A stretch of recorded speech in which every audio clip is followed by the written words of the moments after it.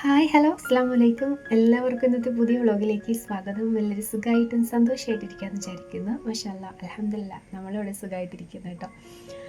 അപ്പോൾ ഇതേ നമ്മുടെ ഇന്നത്തെ വീഡിയോയും വിശേഷങ്ങളും ഒക്കെയാണ്. കൂട്ടുകാർക്ക് ഇഷ്ടപ്പെട്ട ലൈക്ക് ചെയ്യാൻ മറക്കരുത്. നല്ല ഒരു പൊടിമഴയും അതുപോലെ ചെറിയ തണുത്ത കാറ്റും ഒക്കെ ഉള്ളൊരു കാലാവസ്ഥയായിരുന്നു കേട്ടോ. രാവിലെ അത്യാവശ്യം നല്ലൊരു മഴയൊക്കെ പെയ്തിട്ടുണ്ടായിരുന്നെങ്കിലും പിന്നെ അതങ്ങ് ചാറ്റലായി, പിന്നെ ചെറിയൊരു കാറ്റും ഒക്കെ ആയിട്ട് നിൽക്കുകയാണ്. വെയിലില്ല, എന്നാലും എന്താ പറയേണ്ടത്, ചെറിയൊരു വാടി നിൽക്കുന്നൊരു കാലാവസ്ഥയെന്ന് വേണമെങ്കിൽ പറയാം കേട്ടോ. നല്ല കാറ്റായിരുന്നു കേട്ടോ. നല്ല കാറ്റാന്ന് പറയാൻ നല്ല കുളിർ കാറ്റായിരുന്നു. നല്ല മഴ പെയ്തിട്ട് ആ ഒരു കാറ്റടിക്കത്തില്ല, ആ ഒരു തണുത്ത കാറ്റായിരുന്നു കേട്ടോ. കുറേ ടൈം ഞങ്ങൾ മുറ്റത്ത് തന്നെ ഉണ്ടായിരുന്നു. കാരണം കുറച്ച് പുറം പണിയൊക്കെ ഉണ്ടായിരുന്നു, കുറച്ച് വിറക് കൊത്തിക്കീറ. രാവിലെ അങ്ങനെയായിരുന്നു കേട്ടോ. ഇന്നത്തെ ഒരു മോർണിംഗ് എന്ന് പറയുന്നത് അങ്ങനെയായിരുന്നു. കുറച്ച് തുണി നമ്മൾ തലേന്ന് വൈകുന്നേരം കഴുകി വെച്ചിട്ടുണ്ടായിരുന്നു. ഞാൻ കഴുകി വെച്ചിട്ടുണ്ടായിരുന്നു. എൻ്റെ ട്രൈപ്പോഡ് രാവിലെ ചെറിയൊരു പണിമുടക്കിൽ ഇരിക്കുന്നത് കൊണ്ടും വീഡിയോ ഞാൻ എടുക്കുന്നു. അവളുടെ അടുത്ത് ഞാൻ ഒന്ന് തുണി വിരിച്ചു തരാൻ പറഞ്ഞതാണ് കേട്ടോ. അപ്പോൾ കണ്ടില്ലേ, ആ വിറകൊക്കെ ഞാൻ കൊത്തിക്കീറിയിട്ടിരിക്കുന്നതാണ്. അപ്പോൾ വീഡിയോയ്ക്ക് എന്താ ട്രൈപ്പോഡ് രാവിലെ സമാധിയാവാനുള്ള പരിപാടിയാണോ എന്ന് എനിക്കൊരു സംശയം. അതുകൊണ്ട് ഞാൻ തന്നെ അങ്ങ് മൊബൈലെടുത്ത് അങ്ങ് വീഡിയോ എടുത്തു. അവളങ്ങ് തുണി വിരിച്ചു തരാനായിട്ട് നിൽക്കുകയാണ് കേട്ടോ. 2-3 മഴ അങ്ങോട്ട് പെയ്യാൻ തുടങ്ങിയപ്പോൾ തന്നെ കള കയറിയിട്ടുണ്ടായിരുന്നു, ചെറിയ ചെറിയ പുല്ല് കയറിയിട്ടുണ്ടായിരുന്നു. അതൊക്കെ നമ്മൾ തൂക്കുന്ന ടൈമിൽ അപ്പോൾ തന്നെ നുള്ളിപ്പുഴുതങ്ങ് കളയുമായിരുന്നു കേട്ടോ. അപ്പോൾ വീടിൻ്റെ ബാക്ക് വശമൊക്കെ നല്ലതുപോലെ വൃത്തിയാക്കി ഇട്ടിരിക്കുമായിരുന്നു എന്നാൽ പാമ്പ് കയറിയതിന് ശേഷം. ഇപ്പോൾ വീണ്ടും നല്ലതുപോലെ കാടായി. ഇപ്പോൾ നല്ല മഴ പെയ്തപ്പോഴത്തേക്കും നല്ലതുപോലെ കാടായിട്ടുണ്ട്. നമ്മളിങ്ങനെ തൊഴിലുറപ്പിനൊക്കെ കൊടുത്തിട്ടുണ്ട് കേട്ടോ, പക്ഷേ ഇതുവരെ വന്നിട്ടില്ല. 3 വർഷം കൊണ്ട് നമുക്ക് തൊഴിലുറപ്പിന് നമ്മൾ കൊടുക്കുന്നുണ്ട്, പക്ഷെ വരുന്നില്ല. അപ്പോൾ എന്തായാലും ഇപ്രാവശ്യം വരുമെന്നാണ് പറഞ്ഞേക്കുന്നത്. വന്നു കഴിഞ്ഞാൽ കുറച്ചുകൂടിയൊക്കെ വീടിന് ബാക്ക് വൃത്തിയായി കിടക്കും. അപ്പോൾ ഇന്ന് എന്തായാലും കുറച്ച് പോച്ച അവൾ പറിക്കാമെന്ന് പറഞ്ഞിട്ടുണ്ട്. കാരണം മൊത്തം നിൽക്കുന്നതും കൊടിത്തൂവ അഥവാ നമ്മുടെ ചൊറിയണം എന്നാണ് നമ്മൾ പറയുന്നത് കേട്ടോ. കൊടുത്തൂവ എന്നൊക്കെ യൂട്യൂബിൽ ഓരോരുത്തർ അതിങ്ങനെ പറയുന്നേക്കാം. അതുകൊണ്ട് തോരൻ വെക്കുന്നതൊക്കെ കാണിക്കുന്നത് കാണാം. അപ്പോൾ അതാണ് സംഭവം. അത് നിറയെ ഉള്ളതുകൊണ്ട് എനിക്ക് കൈക്ക് അലർജി ഉണ്ട്, ഭയങ്കര ചൊറിച്ചിലായിരിക്കും. ചില സോപ്പുകളൊക്കെ എടുത്തു കഴിഞ്ഞാലും എൻ്റെ കൈ ചൊറിയും. അപ്പം റിസ്ക് എടുക്കാൻ വയ്യ. അതുകൊണ്ട് അവൾ മുറ്റം അടിക്കുന്നുണ്ട്, അവൾ തന്നെ അതങ്ങ് പറിച്ച് കളയാമെന്ന് പറഞ്ഞിട്ടുണ്ട് കേട്ടോ. ഞാൻ നേരെ വന്നു. വിറകൊക്കെ കൊത്തിക്കീറിയല്ലോ, അതെല്ലാം അങ്ങ് അകത്ത് കൊണ്ട് വെച്ചിട്ടുണ്ടായിരുന്നേ.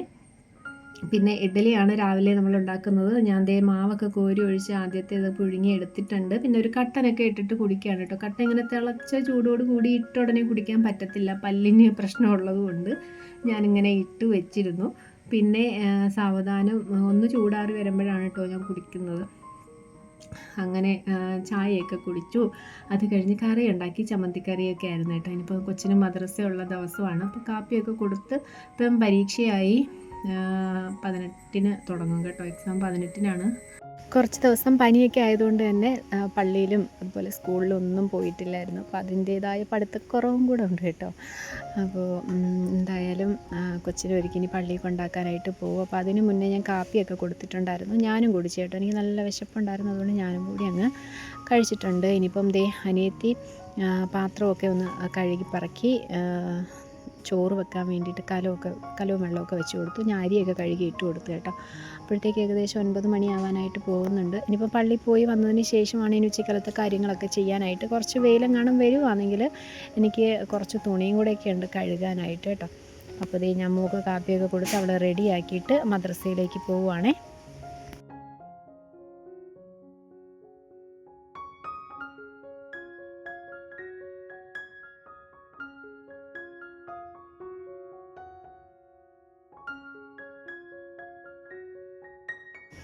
അവൾ മുറ്റമൊക്കെ അടിച്ച് ഒരുവിധമൊക്കെ ഒന്ന് തൂത്തുവാരി വൃത്തിയാക്കിയിട്ടുണ്ടായിരുന്നു, ഫ്രണ്ട് വശമൊക്കെ കേട്ടോ. പിന്നെ അടുക്കള വശമാണിത്. അവിടെയൊക്കെ നമ്മൾ ആദ്യം തന്നെ ഞാൻ പറഞ്ഞില്ലേക്കാം, ഒരുപാട് കാട് കയറി കിടന്ന ഭാഗമാണ് കേട്ടോ. അപ്പോൾ മഴയൊക്കെ പെയ്യാൻ തുടങ്ങിയപ്പോഴത്തേക്കും നിൽക്കുന്നത് മൊത്തവും നമ്മുടെ ഈ ഒരു ചൊറിയണം എന്ന് പറയത്തില്ലേ, ആ ഒരു ചൊറിയണമാണ് കേട്ടോ. നമുക്ക് തൊടാൻ പറ്റത്തില്ല, അത്രയ്ക്ക് ചൊറിച്ചിലായിരിക്കും. പിന്നെ അപ്പോൾ എന്തായാലും അവളങ്ങ് പറിച്ച് കളയുന്നുണ്ട്. അവളെ ഈ ചാരൊന്നും ആട്ടത്തില്ല കേട്ടോ. ചാരെന്ന് പറയുന്നൊരു മരം ഉണ്ടല്ലോ, ചാര്. അപ്പോൾ പക്ഷേ എന്നെ ചാര് അടുത്തൂടെ പോയാലും ചാര് ആട്ടും.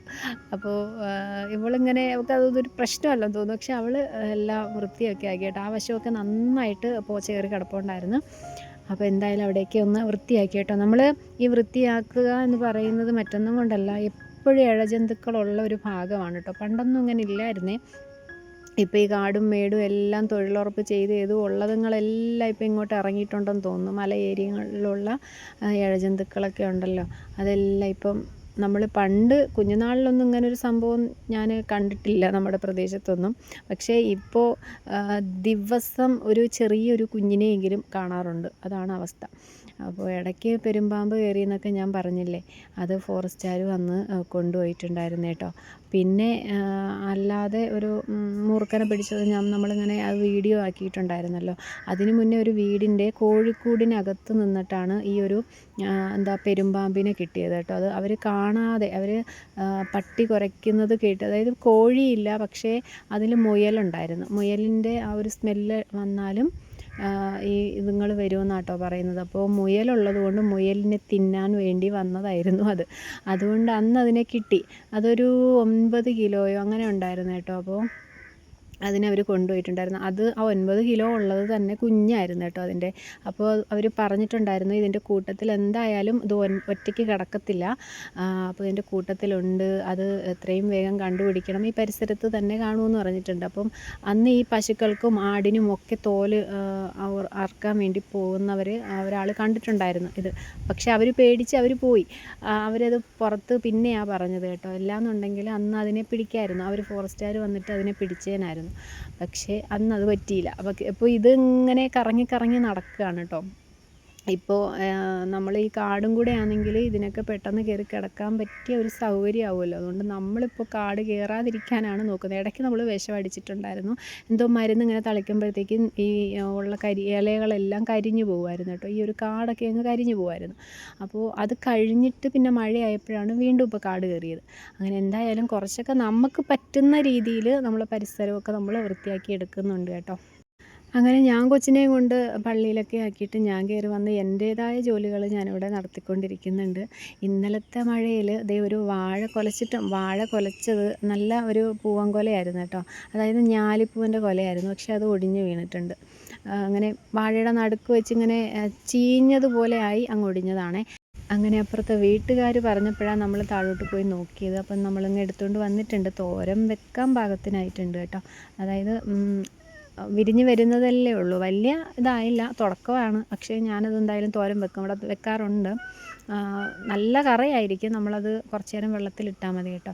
അപ്പോൾ ഞാൻ കുറച്ച് നമ്മളെടുത്ത് കുറച്ച് അപ്പുറത്തെ വീട്ടിലും കൂടെ കൊടുക്കാമെന്ന് വിചാരിച്ച്. അപ്പം ഞാനതെല്ലാം ഒന്ന് വെട്ടിയെടുത്തിട്ട് നമ്മുടെ ആവശ്യത്തിന് എടുക്കുന്നുണ്ട്, ബാക്കി അങ്ങോട്ട് മാറ്റി വെച്ച് കേട്ടോ. അപ്പോൾ ആളില്ല, ആൾ വന്നതിന് ശേഷം അവർക്ക് കൊടുക്കാം, അപ്പം അവരല്ലേ കണ്ടത്.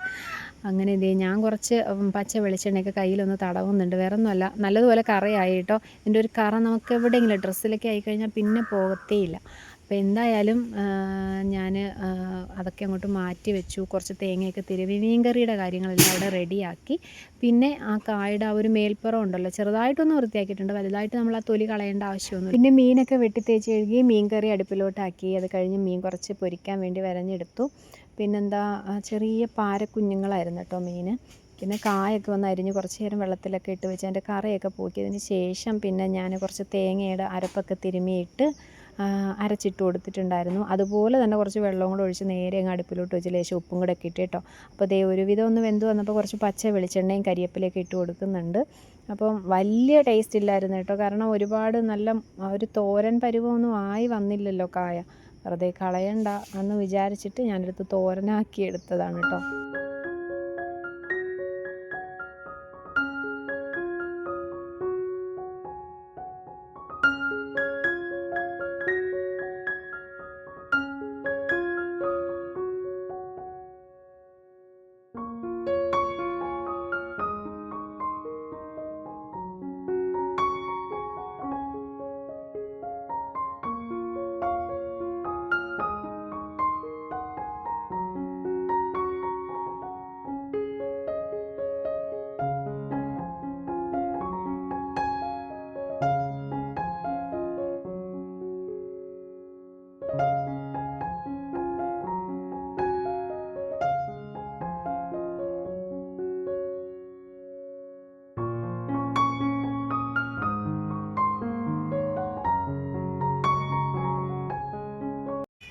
അങ്ങനെ നമ്മുടെ ചോറും കറികളും എല്ലാം ഇവിടെ റെഡി ആയിട്ടുണ്ട്.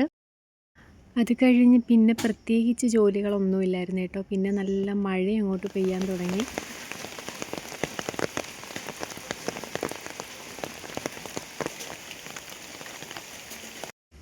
അപ്പോൾ തോന്നി ഉള്ളിവട ഉണ്ടാക്കിയാൽ എന്താന്ന് കേട്ടോ. അങ്ങനെ കുറച്ച് ഉള്ളിവട ഉണ്ടാക്കി. ഇത് മൈദമാവല്ല കേട്ടോ, ഗോതമ്പ് പൊടിയായിരുന്നു. മൈദമാവ് ഇരിപ്പില്ലായിരുന്നു, അതുകൊണ്ട് ഞാൻ പിന്നെ ഗോതമ്പ് പൊടി ഇട്ടിട്ടാണ് ഉണ്ടാക്കിയത്. പക്ഷേ നല്ല ടേസ്റ്റായിരുന്നു. ടേസ്റ്റ് വ്യത്യാസമൊന്നും തോന്നിയില്ല കേട്ടോ, നല്ല ടേസ്റ്റ് ഉണ്ടായിരുന്നു. അങ്ങനെ കുറച്ച് ഉള്ളിയും ഗോതമ്പ് പൊടിയും ഇഞ്ചിയും പച്ചമുളകും കറിവേപ്പിലയും കുറച്ച് പെരുംജീരകവും ഒക്കെ ഇട്ട് നല്ല ഒരു കളറ് കിട്ടാൻ മുളക് പൊടിയും കുറച്ച് ക്യാരറ്റും കൂടെയൊക്കെ അരിഞ്ഞിട്ട് കൊടുത്തിട്ടുണ്ടായിരുന്നു കേട്ടോ. അങ്ങനെ നല്ലതുപോലെ മാവ് കുറേ ടൈം ഞാനിങ്ങനെ കുഴച്ച് വെച്ചിട്ടുണ്ടായിരുന്നു. ആ ഉള്ളിയുടെ വെള്ളമൊക്കെയാണ്, നമ്മുടെ ഉള്ളിയുടെ വെള്ളം തന്നെയാണ് കേട്ടോ ആ മാവ് കുഴച്ചെടുക്കാൻ വേണ്ടി എടുത്തത്, അല്ലാതെ വേറെ വെള്ളമൊന്നും ഒഴിച്ച് കൊടുത്തിട്ടില്ല.